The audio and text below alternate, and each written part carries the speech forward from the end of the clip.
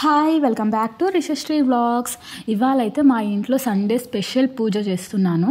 దానికోసం అయితే ఫస్ట్ అయితే గడప ముందు ఇలాగా చిన్న ముగ్గు అయితే పెట్టేశానండి. స్పెషల్ పూజ అంటున్నాను కదా, అదేంటి అంటే ఆషాఢ మాసంలో ఇవాళ 3వ ఆదివారం కాబట్టి మా ఇంట్లో అవ్వ పండగ చేస్తున్నాము. అయితే చాలామంది బోనాలు పెట్టుకుంటారు కదా, ఆ ఆనవాయితీ అయితే మాకు పెద్దవాళ్ళ నుంచి లేదు కాబట్టి మేమైతే ఇలాగ అవ్వ పండగ చేస్తాము.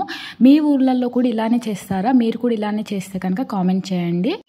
అండ్ ఇక్కడైతే నేను గ్యాస్ స్టవ్ మీద కూడా ఇలాగ ఒక చిన్న ముగ్గు వేసి ఇలా పసుపు పూసి బొట్లు అయితే పెట్టానండి. అండ్ మీరు కనుక ఫస్ట్ టైం నా ఛానల్ చూస్తూ ఉంటే don't forget to subscribe to my channel. First time అండి నేను ఒక్కదాన్నే ఉన్నప్పుడు అవ్వ పండగ చేయడం. ఎప్పుడు అమ్మ చేస్తూ ఉంటుంది, నేను ఏమైనా హెల్ప్ కావాలంటే చేస్తూ ఉంటాను. బట్ ఈసారి మాత్రం నేను ఒక్కదాన్నే అన్నీ చేసుకోవాలి కాబట్టి ఇదైతే నాకు చాలా కొత్తగా అనిపించింది.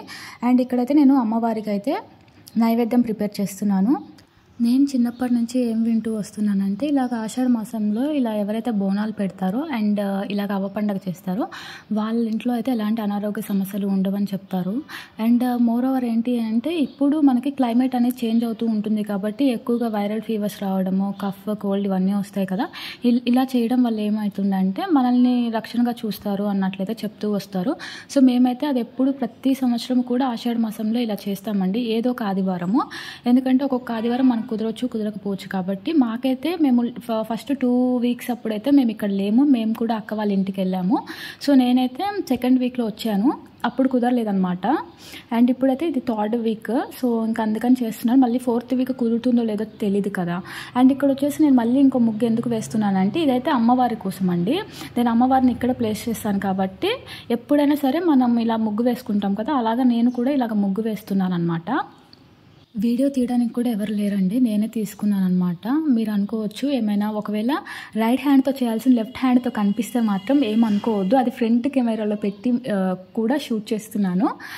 అండ్ మీరు మాత్రం నెగిటివ్గా అస్సలు తీసుకోవద్దు. కన్ఫామ్గా నేనైతే రైట్ హ్యాండే యూస్ చేసి ప్రతిదీ చేస్తున్నానండి.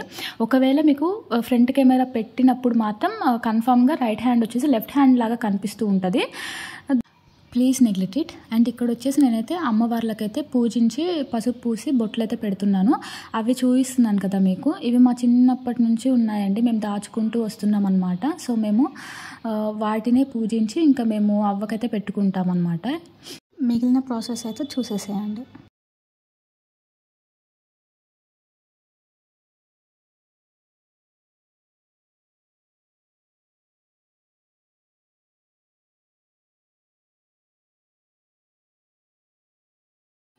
నేనైతే అమ్మవార్లని ఇలాగైతే పూజించుకున్నాను పసుపు కుంకుమతో.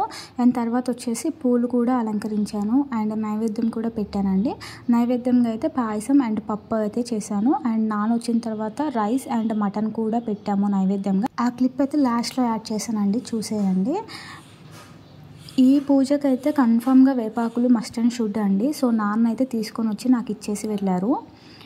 అండ్ చెప్పాను కదా రైట్ హ్యాండ్ లెఫ్ట్ హ్యాండ్ లాగా కనిపిస్తుంది అని చెప్పేసి, అది ఉంది ఇక్కడే, బట్ అదైతే కన్ఫామ్గా రైట్ హ్యాండే, ప్లీజ్ ఇగ్నోర్ ఇట్.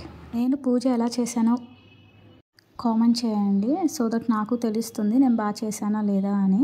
నేను ఈ పూజలో ఏమైనా మిస్టేక్స్ చేస్తే ప్లీజ్ కామెంట్ చేయండి, సో దట్ నేను రెక్టిఫై చేసుకోగలను. And thanks for watching.